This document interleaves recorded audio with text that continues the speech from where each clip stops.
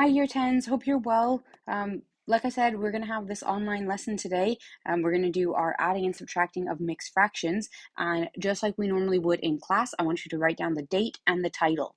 I'm planning this a few days in advance, so hopefully I have the right date on this as well. I'm thinking it's supposed to be Wednesday right now. Hopefully I got that correct. So your title for today is adding and subtracting fractions. We have already done adding and subtracting fractions, so this is going to be adding and subtracting mixed numbers, but it's still adding and subtracting fractions. So as per usual, could you go ahead and start these 10 questions in your book? And you already know the rules. This is nothing new today. You're still supposed to do this without a calculator. So whoever's in the class watching this video, let's pause the video now, and we probably have about 10 minutes or so to try these questions. Maybe we might need closer to 12, but let's go for 10. All right, pause the video now and I'll see you in a second. All right, hopefully it's been 10 minutes for you. It's been only a few seconds for me, but let's go ahead and do these questions. So hopefully you did these all without your calculator. Our first one is 5 squared minus 3 times 5. So we've got a BIDMAS question here. So first we're going to do the 5 squared, which is 25, and then we're going to take away the 15, gives us an answer of 10. I'm really hoping that you're marking these as we're going through them as well. Nextly, we have 72 divided by 12. Hopefully you didn't use your link book to try to answer this. That is just 6. The next one is the square root of 121. That is going to give us 11. 15% of 80. We're normally pretty good at finding percentages. So 10% is equal to 8. And 5% is equal to half of that, which is 4. And adding those together gives us 12. Question 5 says, -4, take 5 more away. So it's already cold, it's -4, and then it gets colder by 5. So it probably feels like this already, it's -9 degrees. If we wanted to write 0.25 as a fraction, the easiest way to do that is 25 out of 100, and maybe you simplified it. The best answer you can give me is 1/4. 0.2 as a percentage, maybe you knew it right away, it's 20%. Did you accidentally write down 2? That's a very common mistake. All right, write the factors of 40. These can be in any order whatsoever.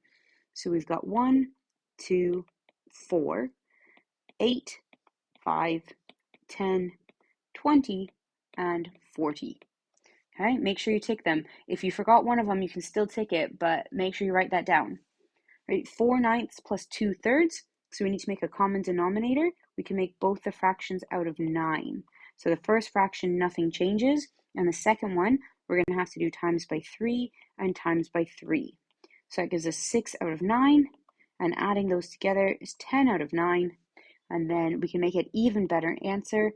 9 goes into 10 once, with 1 left over out of 9. And then when we expand, we have to multiply this 3 across the brackets. So we have 3 times 2a is 6a, and 3 times 5b is 15b. All right, you go ahead and take those, and then let's start looking at the lesson objectives for today.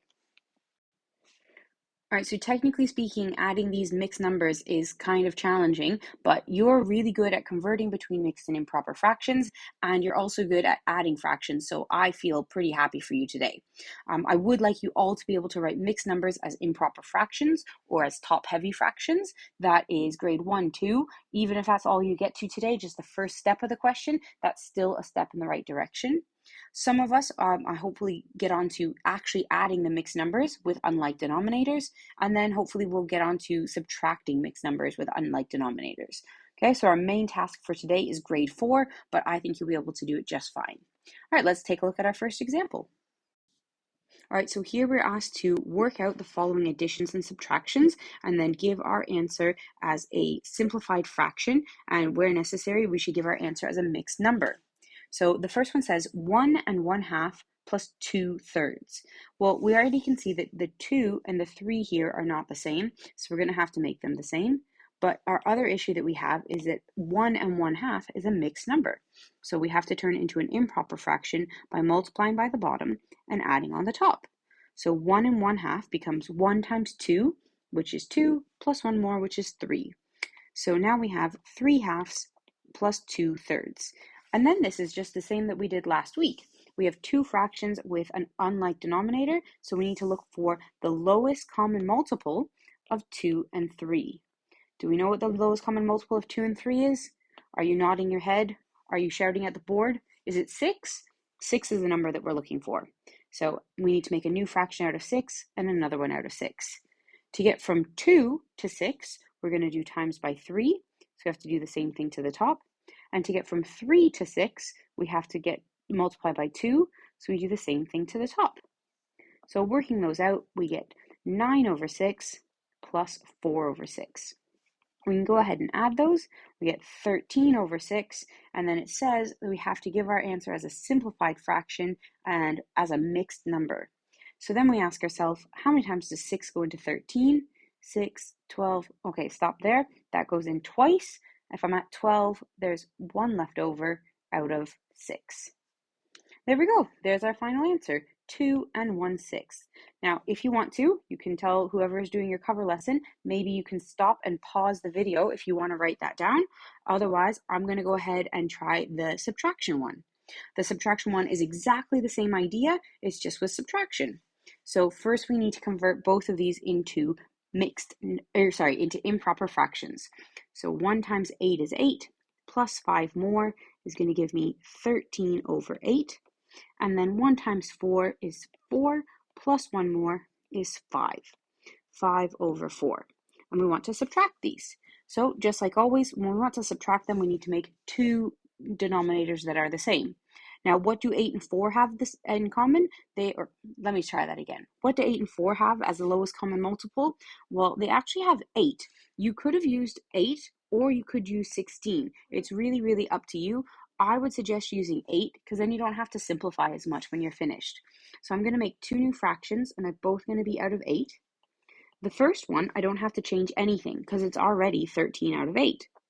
The second one, I have to multiply the 4 by 2, so I'm going to do that, and then I'm going to do the same thing to the top of the fraction.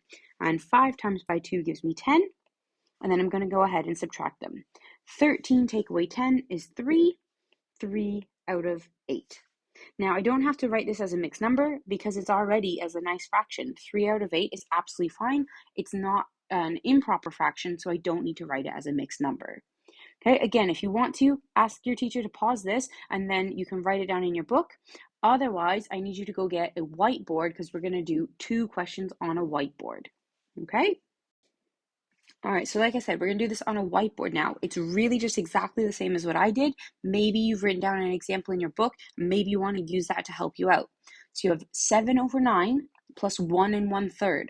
I'm going to give you a hint. You only have to change the 1 1/3 to an improper fraction, and then you can go ahead and add those together. I'll give you another hint. The lowest common multiple of 9 and 3 is 9. I think the denominator should be 9. Okay, you go ahead and try both of those questions if you want on your whiteboard. I will go through both of them. Okay, the second one, I'll give you another hint. For the subtraction one, the lowest common multiple of 5 and 4 is 20. Okay, pause the video here, and then you can go through and then we'll go through the answers in a moment. Okay, try both of these on your whiteboard. Ready? Go. All right, here we go. So we've got 7 over 9 plus 1 1/3. So first we have to turn the 1 1/3 into a improper fraction. So we multiply 1 times 3 is 3, plus 1 more is 4. So that fraction becomes 4/3, and we didn't do anything to the other one. Now, I already tried to give you a hint that 9 and 3 have the lowest common multiple of 9, so we're going to make two fractions, and they're both going to be out of 9. Nothing happens to the first fraction, and the second fraction is going to be times by 3 on the top and bottom. So 4 times 3 is 12. There we go. We can add those together. 19 out of 9. And then that's a nice top-heavy fraction or an improper fraction. So 9 goes into 19 twice. 9, 18. Then there's 1 left over out of 9. And for the second one, same idea. So 1 times by 5 is 5, plus 3 more is 8. 8/5 minus 3/4. So the lowest common multiple of 5 and 4 is 20. So we make two new fractions that are both out of 20. To get from 5, we have to times by 4. And to get from 4, we need to times by 5. So working both of those out, we end up with 32, take away 15, which is 17 over 20, and no need to do anything else with that. 17 is less than 20, we can leave it just as it is. All right, your main task for today is going to come up on the next slide. Let me just pause and show you. All right, here it is. There's 8 questions. I'll make sure that I give you an extension task as well, but as I'm recording this, I don't have an extension task just yet. There's 8 questions here. They're a mixture of adding and subtracting mixed numbers, okay? You need to write them down in your book like we just did. There's a bunch of questions that you can already see the lowest common multiples for because they're similar to the ones we've already used. Okay, remember, the answers are going to come up on the next slide, so make sure you show you're working out, and I will give you all the answers. I'll also make sure that you have an extension task in case you need it. Okay, have a good day, and I can't wait to see you when I get back. Bye!